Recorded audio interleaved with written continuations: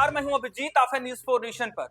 बिहार विधानसभा चुनाव से ठीक पहले बिहार के दो नेता जो है आमने सामने हो चुके हैं। दोनों क्रेडिट लेने को लेकर देखें किस तरीके से आमने सामने है। पूर्णिया से निर्दलीय सांसद पप्पू यादव हैं, तो वहीं पूर्णिया के ही पूर्व सांसद संतोष कुशवाहा दोनों आमने सामने इस बार हो चुके हैं।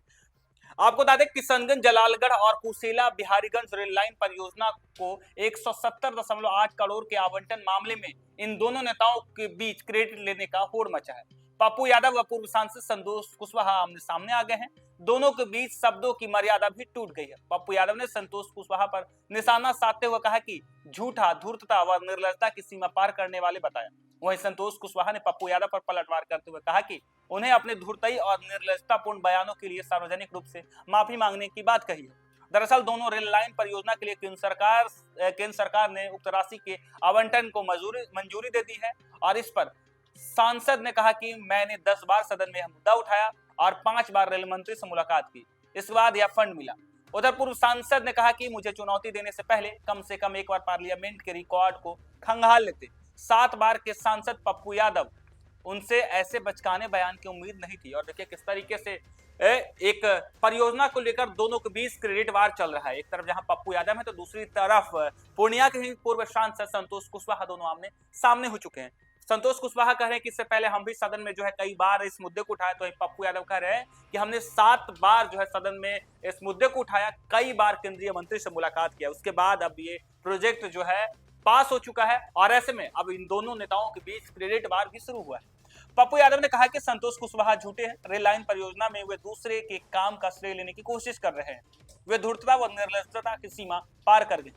सोशल मीडिया पर पप्पू यादव ने कहा कि संतोष कुशवाहा भस्मासुर हैं, कहना बंद करें। गाली गलौज व पुतला जलाने से कुछ नहीं होगा। मेरे अनुज अनर्गल बयानबाजी कर सुर्खियां बटोरना चाहते हैं।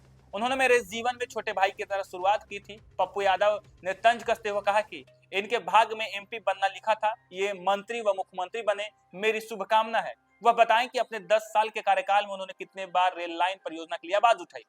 बिहारीगंज कुर्सेला लाइन के लिए हमारे समय में फंड आया था जो उनके कार्यकाल में वापस हो गया।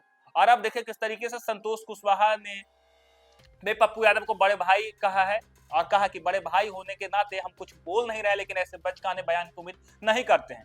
अपने से बड़ों के पैर छूना हमारा संस्कार है और ऐसे निर्लजतापूर्ण बयानबाजी के लिए उन्हें धन्यवाद और मुलाकात हुई तो उनका पैर छूंगा।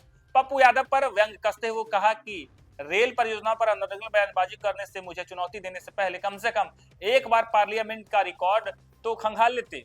उन्होंने पार्लियामेंट का 7 फरवरी 2024 का एक वीडियो शेयर किया और इसमें वे कहा कि लोकसभा में दोनों रेल परियोजनाओं के बारे में अपनी बात रख रहे थे। उन्होंने कहा कि आप तो 7 बार के सांसद हैं, आप ऐसे आधारहीन बात करेंगे, ऐसा नहीं सोचा था। और देखिए किस तरीके से संतोष कुशवाहा जो कि पूर्णिया से पूर्व सांसद है, पप्पू यादव फिलहाल पूर्णिया से सांसद है, उन दोनों के बीच किस तरीके से क्रेडिट लेने को लेकर होड़ मची हुई है। दोनों एक दूसरे पर बयानबाजी कर रहे हैं। तो उधर संतोष कुशवाहा आगे कहते हैं कि कौन गंदी और कौन साफ सुथरी राजनीति कर रहा है, यह शहर के लोग देख रहे हैं। समस्या यह है कि सांसद को लगता है कि पूर्णिया में जो विकास का क्रम है वह सतत प्रयास का नतीजा नहीं, बल्कि उनके पास जो अलादीन का चिराग है उससे बाहर निकलने का जीन जो है उससे हो रहा है। और देखिए इन दोनों के बीच किस तरीके से एक परियोजना यानी किशनगंज, जलालगढ़ और कुर्सेला बिहारीगंज रेल लाइन परियोजना को लेकर इन दोनों नेताओं के बीच वार और पलटवार शुरू हो चुका है। दोनों ने क्रेडिट लेने को लेकर किस तरीके से एक दूसरे पर कटाक्ष कर रहे हैं। फिलहाल के लिए इतना ही। आप देखते रहिए न्यूज़ 4 नेशन।